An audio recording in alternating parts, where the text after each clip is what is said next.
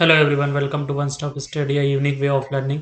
देखिए, हमने जो previous years questions computers 2200 MCQ series start की थी, उसकी ऑलरेडी 4 क्लास हमने डिस्कस कर ली हैं। ये हमारी 5th क्लास है। सॉरी, यहाँ पे ये हमारी 5th क्लास है। इसमें हम जो छत्तीसगढ़, मध्य प्रदेश और मध्य प्रदेश सब engineers, Uttar Pradesh constable previous years questions का यहाँ हम डिस्कशन करेंगे। अराउंड 50-60 से अराउंड 60 क्वेश्चंस हमने प्रीवियस फोर्थ क्लास में हमने डिस्कस कर लिए हैं। तो यदि आपने ये वीडियोस नहीं देखी हैं तो नीचे मैंने डिस्क्रिप्शन बॉक्स में इन वीडियोस के लिंक प्रोवाइड कर दिया, आप वहाँ जाकर ये वीडियोस देख सकते हैं। अराउंड 60 क्वेश्चंस हमने लास्ट की 4 वीडियो में डिस्कस कर लिए हैं। अब हम चलते हैं नेक्स्ट क्वेश्चंस पर और देखते हैं नेक्स्ट क्वेश्चन। तो यहाँ पे देखिए, यहाँ पे हमने 10 क्वेश्चन इस प्रीवियस ईयर क्वेश्चन पेपर्स के डिस्कस कर लिए थे। अब हम चलते हैं क्वेश्चन नंबर 11 पे। क्वेश्चन नंबर 11 पूछा गया है, एनिमेशन क्या है?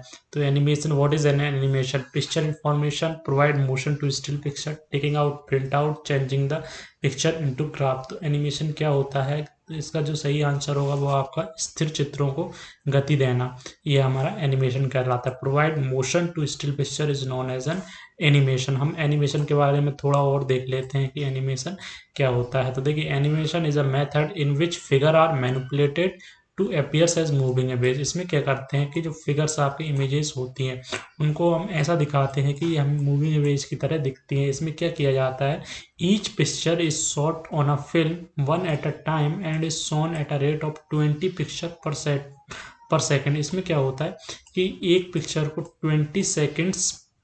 20 पिक्चर्स एक सेकंड में दिखाई जाती है, जिससे कि जो पिक्चर हमें दिखती है वो मूविंग होती हुई दिखती है। तो ये हमारा एनिमेशन होता है। तो एनिमेशन का सही आंसर क्या होगा? एनिमेशन जो है वो provide motion to a still picture is known as animation. अब हम देख लेते हैं, a file containing relatively permanent data.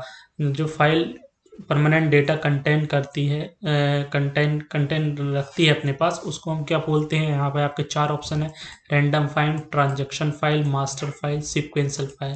तो यहाँ पे हम देख लेते हैं, इसका जो सही आंसर होगा वो आपका मास्टर फाइल जो होती है, उसमें क्या होता है, परमानेंट डेटा को रिकॉर्ड किया जाता है या स्टोर किया जाता है। हम देख लेते हैं एक बार फाइल के बारे में।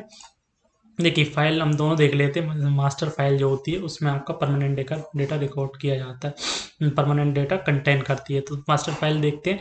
Master file is a data file containing relatively permanent data records that are generally updated periodically. तो ये परमानेंट डेटा आपका रिकॉर्ड करके रखती है, जिसको कि हम पीरियोडिकली अपडेट करते हैं। फॉर एन एग्जांपल के लिए हम देखते हैं कि address level file for all student currently enrol in the college. तो कॉलेज में जो फाइल एड्रेस लेवल फाइल जो होती है वो सभी स्टूडेंटों का परमानेंट डेटा रखती है। वहीं ट्रांजेक्शन फाइल की बात की जाए तो ट्रांजेक्शन फाइल क्या होती है? Transaction file is a temporary holding file. ये एक टेम्परेरी होल्डिंग फाइल होती है जो कि that hold all change to be made to the master file. तो मास्टर फाइल में जितने भी चेंजेस किए जाते हैं वो सब इसमें इसको रखती है, डिलीशन, एडिशन या रिवीजन। तो एग्जांपल के लिए, in case of address level for college a transaction file would hold new names and address to be added. तो यहाँ पे जो नए एड्रेस, नए स्टूडेंट इनरोल्ड होंगे इस कॉलेज में, तो उनका जो डेटा ऐड किया जाएगा, या जो यहाँ से कॉलेज से जाएंगे उनका आपका सब्ट्रैक्ट किया जाएगा, डिलीट किया जाएगा उनका डेटा, तो वो आपका ट्रांजैक्शन फाइल रखती है। तो हमको मास्टर फाइल के बारे में ये याद रखना है कि मास्टर फाइल जो होती है वो परमानेंट डेटा कंटेन करती है। वहीं ट्रांजैक्शन फाइल की बात की जाए तो ट्रांजैक्शन फाइल जो होती है वो आपका टेम्परेरी डेटा होल्ड करती है। अब नेक्स्ट देखते हैं, MIT of US has recently 2016 developed a new printing technology. US की संस्था MIT ने 2016 में प्रिंट की एक नई तकनीक विकसित की है, जिसे कहते हैं। तो इसका जो सही ऑप्शन होगा वो आपका 3D प्रिंटिंग जो है वो MIT ऑफ US ने 3D प्रिंटिंग 2016 में डेवलप्ड की थी। तो इसका सही जो आंसर होगा वो आपका 3D प्रिंटिंग होगा। अब हम देख लेते हैं, इन इंटरनेट IP एड्रेस को क्या बोलते हैं? इंटरनेट में IP एड्रेस को क्या कहते हैं? तो देखिए, इंटरनेट प्रोटोकॉल के बारे में हमने देखे थे कि इंटरनेट प्रोटोकॉल जो होते हैं वो TCP/IP ट्रांसमिशन कंट्रोल प्रोटोकॉल होते हैं और इंटरनेट प्रोटोकॉल होते हैं। ठीक है, तो IP का फुल फॉर्म जो होगा वो आपका इंटरनेट प्रोटोकॉल होता है। और इसके बारे में हमें एक और चीज़ याद रखनी है कि TCP/IP मॉडल जो होता है वो आपका 4 लेयर मॉडल होता है इंटरनेट कम्युनिकेशन प्रोटोकॉल का। वहीं OSI मॉडल जो होता है आपका, वो आपका 7 लेयर मॉडल होता है। ये हमने देखा था, एक बार फिर से हम देख लेते हैं TCP/IP।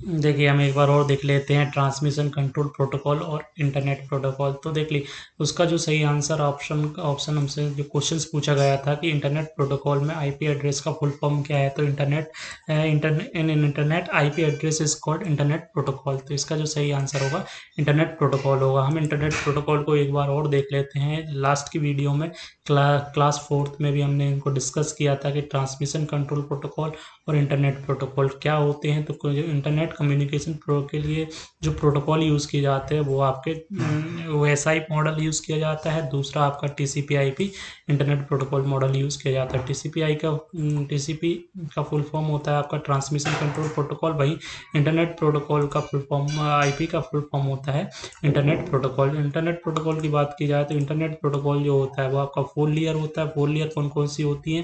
सबसे पहले आपकी नेटवर्क लेयर होती है, इसके बाद इंटरनेट होती है, इसके बाद ट्रांसपोर्ट होती है, उसके बाद एप्लीकेशन लेयर होती है। यहाँ से हमको याद रखना है ये आपकी TCP/IP मॉडल में आपकी 4 लेयर होती है। ये क्वेश्चन भी आपका पूछा जाता है। वहीं आपके OSI मॉडल की बात की जाए तो ये 7 लेयर मॉडल होता है। इसमें फिजिकल लेयर होती है, डेटा लिंक लेयर होती है, नेटवर्क लेयर होती है, ठीक है। इसके बाद ट्रांसपोर्ट होती है, सेशन, प्रेजेंटेशन, एप्लीकेशन, ये आपका 7 लेयर मॉडल होता है। तो इतना हमको याद रखना है। इसके बाद नेक्स्ट चलते हैं। In MS excel software a formula is entered into a cell using a symbol. तो जब भी हम MS एक्सेल सॉफ्टवेयर में वर्क करते हैं तो जब फार्मूला कोई सा भी लिखा जाता है तो किस सिंबल के साथ लिखा जाता है? तो देखिए जब भी कोई फार्मूला MS एक्सेल में लिखा जाता है तो उसमें इक्वल टू सिंबल का यूज़ किया जाता है। देखिए हम यहाँ जैसे हमें कोई का जैसे कि हमको सम का फार्मूला लिखना है तो हम इक्वल टू का यूज़ करते हैं। ये देखिए यहाँ पे मैं आपको दिखा देता हूँ। यहाँ पे देखिए आप, यहाँ पे देखिए जैसे मैक्सिमम, सम, मिनिमम, यदि कोई सा भी हम देखते हैं तो यहाँ पे देखिए हम इक्वल टू साइन का हमेशा यूज़ करते हैं।